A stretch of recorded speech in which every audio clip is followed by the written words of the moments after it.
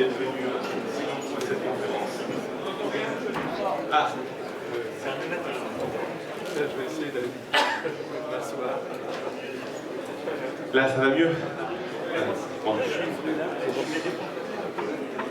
Donc le but de cette conférence, c'est de vous apprendre à détecter les sorties de range grâce à un indicateur que j'ai appelé l'indicateur des moindres carrés. On va essayer de comprendre et de voir ce que c'est que cet indicateur. C'est vrai que tout le monde est gêné par les ranges, tout le monde les voit relativement arriver un peu tard, souvent. Et c'est vrai que visuellement, c'est facile à mettre en évidence. On trace un canal horizontal, on voit qu'on évolue plus ou moins bien à l'intérieur d'un range. Donc c'est presque assez facile à mettre en place d'un point de vue visuel, mais c'est moins facile lorsque vous voulez développer, faire un peu de trading automatisé à base d'alertes sur vos plateformes de trading ou sur vos logiciels graphiques. Un logiciel a beaucoup de mal à mettre en place finalement, à détecter un range. Et donc je vais essayer de vous expliquer le sens dans lequel j'ai travaillé pour arriver à ça. Et je vais vous faire voir quelques exemples concrets et toujours essayer au final de vous apporter une approche assez méthodologique, c'est-à-dire ok, on détecte un range, on détecte une sortie de range, mais finalement qu'est-ce qu'on fait après, comment on va gérer cette sortie, où on va mettre notre stop, qu'est-ce qu'on va pouvoir viser comme objectif, comment on va pouvoir gérer notre position à la suite de sortie d'un range, qui se fera de façon heureuse ou malheureuse, mais il faudra être prêt à tous les scénarios possibles et imaginables. Donc juste avant, je connais beaucoup de monde dans cette salle. J'ai fidèle, merci. Donc rapidement, je suis Stéphane Soduteil, analyste technique, trader, auteur du livre Le Scalping aux éditions Galino. Donc, je suis responsable du site technibourse.com. Vous avez bien fait de venir parce que je vous donnerai une semaine d'accès à l'ensemble de mes analyses sur mon site, qui sont toutes en vidéo pour la semaine à venir. J'interviens aussi régulièrement sur BFM et puis je suis trophée d'or 2012 du Salon d'analyse technique de Paris. Donc merci de voter pour moi cette année encore. Voilà, si vous êtes content de ces conférences que je fais ici. Donc, je vous engage à aller sur mon site technibourse.com. Vous retrouverez en fait sur mon site tous les supports de formation que j'ai utilisés durant tout le salon, durant toutes les conférences. C'est déjà en ligne en fait. Et donc avec les codes d'accès que je vous donnerai à la fin, vous pourrez accéder au site, vous loguer et puis prendre tous les PowerPoint qui ont servi à mes différentes conférences. Donc le sommaire de cette conférence, c'est détecter les sorties de range avec un indicateur des moindres carrés. On va voir ce que c'est un petit peu concrètement. Donc on verra la définition, on verra les avantages et les inconvénients de cet indicateur, on verra le principe d'utilisation, l'application stratégique et quelques exemples. Voilà, c'est un peu ambitieux, mais je pense qu'on aura largement le temps. Je laisserai une dizaine de minutes, certainement, pour une petite séance de questions-réponses, qui peuvent porter bien sûr sur la conférence, voire sur d'autres choses, s'il y a vraiment des choses qui vous taraudent.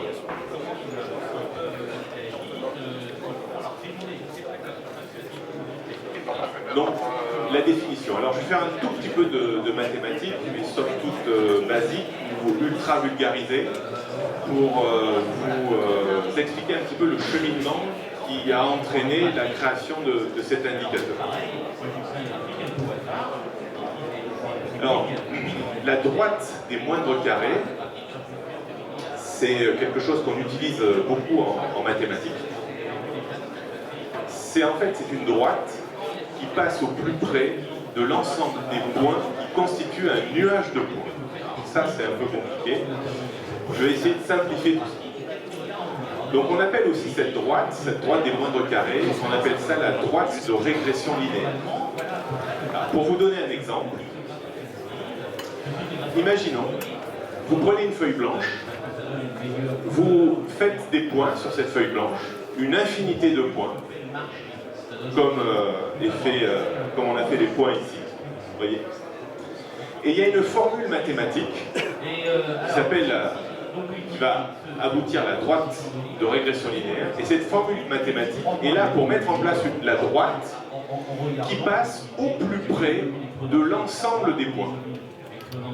Et donc, automatiquement, quand votre nuage de points est plutôt haussier, vous allez taper sur des points sur une feuille, mais de façon plutôt haussière, votre droite de régression linéaire va plutôt avoir une pente ascendante. Si vous faites un nuage de points avec une tendance à dévier vers le bas, votre droite qui va se rapprocher de l'ensemble des points au plus près sera plutôt baissière. Et si vous faites des points sur une feuille qui sont parfaitement dispersés d'un point de vue horizontal, vous allez avoir une droite de régression linéaire qui sera complètement horizontale. Alors, ce qu'il est intéressant de conceptualiser, pour reprendre un petit peu le fil de l'analyse graphique, c'est de se dire, voilà, j'ai deux moyennes mobiles.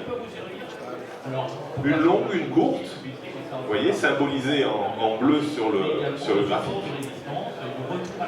Et si je faisais des points entre ces deux moyennes mobiles, un nuage de points entre ces deux moyennes mobiles, et que j'applique la formule mathématique de régression linéaire, eh bien j'aurai une droite qui aura trois inclinaisons possibles. Soit une droite haussière, soit une droite baissière, soit une droite parfaitement horizontale. Alors l'avantage, si vous voulez, c'est après, une fois qu'on a tracé cette droite, c'est de mesurer sa pente. Est-ce que, alors si on parle de pente en degrés, est-ce que la pente aura 5 degrés de pente haussière, 10 degrés, 20 degrés, 30 degrés? Est-ce qu'elle aura 0? Est-ce qu'elle aura moins 20 degrés, moins 30 degrés? Ce qui va être intéressant, c'est de transformer cette observation-là en indicateur qui va mesurer finalement la pente de la droite de régression linéaire à tout moment, c'est-à-dire au fur et à mesure de la vie de nos deux moyennes mobiles. Et on sait très bien en fait que lorsqu'on est dans un range et qu'on utilise des moyennes mobiles, on est très déçu parce que tantôt on passe au-dessus, et puis on passe en dessous, on passe au-dessus, mais l'apanage, si vous voulez, des moyennes mobiles quand on est dans un range, c'est qu'elles sont généralement relativement horizontales. Et donc, automatiquement, si je demande une régression linéaire dans un range, je vais avoir une pente quasiment nulle de ma régression linéaire, puisque les moyennes mobiles sont à peu près horizontales, et donc mon nuage de points sera à peu près horizontal. Donc, ce qui fait que, simplement avec cette régression linéaire, et en regardant sa valeur, la valeur de la pente de cette droite, je pourrais savoir si mon marché est plutôt en tendance, pas en tendance, en range, en début de range, en fin de range. Et on va essayer de voir comment on peut finalement exploiter simplement cet indicateur. Alors cet indicateur, vous aurez la formule. Si vous allez sur mon site, vous prenez le fichier PowerPoint, je vous donnerai la formule mathématique et à intégrer dans vos logiciels d'aide à la décision pour que vous puissiez faire ce que je vais faire maintenant. Donc l'idée en fait de ce concept mathématique sera de créer un indicateur qui donnera la pente de la droite de régression. Quand cet indicateur évoluera autour de 0, nous serons en présence d'un range, c'est-à-dire un canal horizontal. Et on verra comment on détecte le début de notre canal horizontal, comment on détecte la fin de notre canal horizontal, et comment finalement on va travailler la sortie haussière ou baissière de notre canal horizontal avec bien entendu les biais stratégiques qui accompagnent tout ça.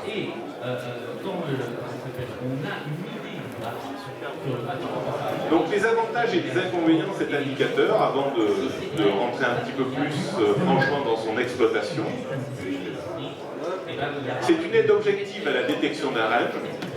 Donc vous n'avez même pas besoin de regarder, vous regardez simplement l'indicateur. On va voir qu'il y aura une zone que l'on mettra en place pour autour de 0 pour être sûr qu'on est bien en présence d'un canal horizontal. Donc c'est une aide tout à fait objective, vous n'avez pas besoin finalement de le voir visuellement, vous le verrez au travers des variations de cet indicateur. C'est idéal pour le développement automatique d'une méthode, parce que quand vous développez une méthodologie et que vous voulez éviter de faire tourner vos outils dans un range, eh bien, en vous aidant de cet indicateur, ça coupera automatiquement les situations de range et vous pourrez faire tourner vos outils uniquement dans les situations où le marché est en tendance. Ça, c'est également un avantage non négligeable, mais peut-être pour les personnes qui sont un petit peu de niveau 2 et qui ont beaucoup l'habitude de tester leur stratégie déjà avec des outils plus ou moins automatiques. Donc c'est idéal pour le développement automatique d'une méthode, soit basé sur la détection d'un range pour confuser la sortie, soit pour exclure bien entendu le range, parce que on ne peut pas travailler quand il y a un range. Imaginons que vous travaillez avec des moyennes mobiles ou des droites de tendance, eh bien, il vaut mieux éviter de travailler dans des ranges. C'est facile à comprendre, on va voir avec des exemples, vous allez voir, c'est vraiment pas enfantin mais pas loin. Le trading plan est facile à mettre en place également par rapport à cette détection de canal horizontal. La zone de détection autour de 0, alors ça c'est le seul inconvénient, je dirais, de cet indicateur, c'est la zone de détection autour de 0 doit être affinée pour chaque support travaillé, et vous allez comprendre pourquoi avec les exemples qui vont suivre. Donc finalement il y a 80% d'avantages et 20% d'inconvénients, donc ça reste quand même quelque chose d'assez intéressant.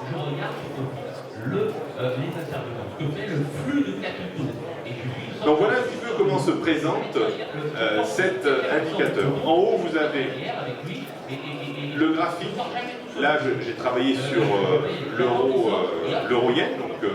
Et cet indicateur s'applique aussi bien sur les marchés d'actions, les marchés d'indices ou sur le forex.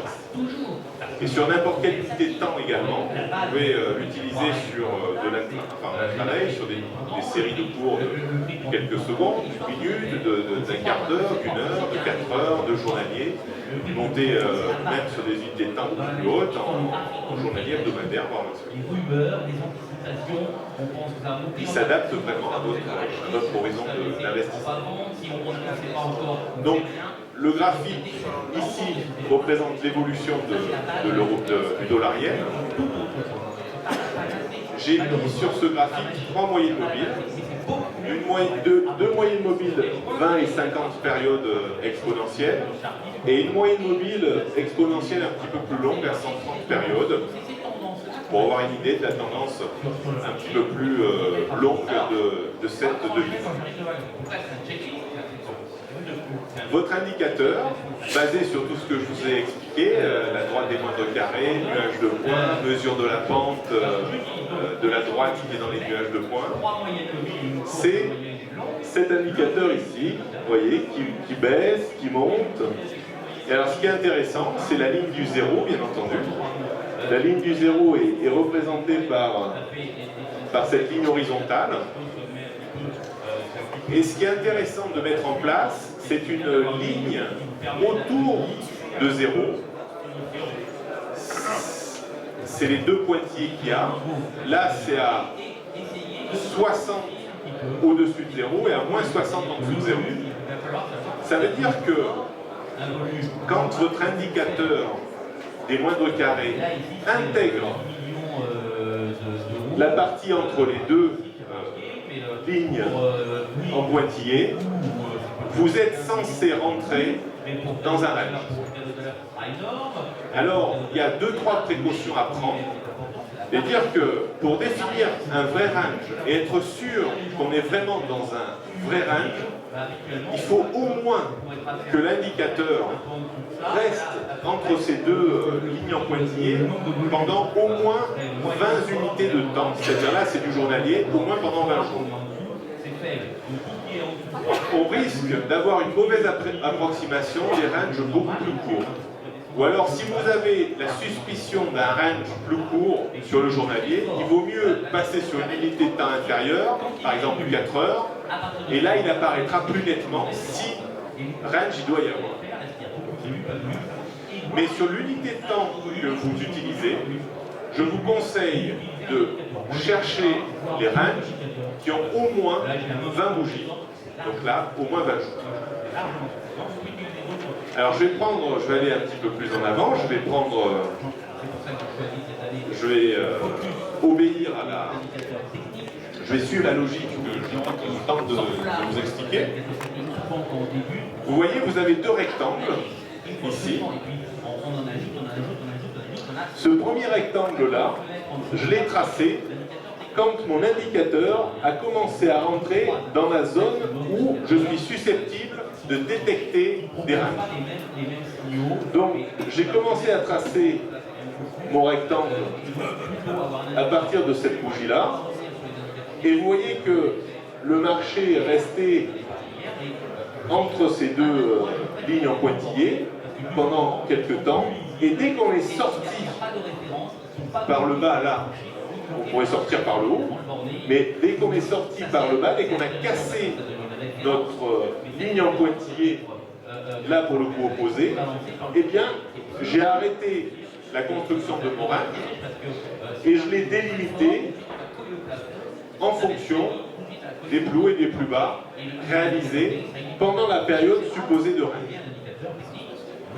Sauf que je vous disais qu'il fallait au moins une vingtaine de bougies. Là, si on mesure le nombre de bougies qu'on a à l'intérieur de ce range supposé, on est en dessous de 20. Donc on n'a pas une très bonne approximation, on n'a pas la certitude que ce que le marché a fait était un vrai range. Et c'est vrai que, même visuellement, c'est quand même assez tiré par les cheveux de voir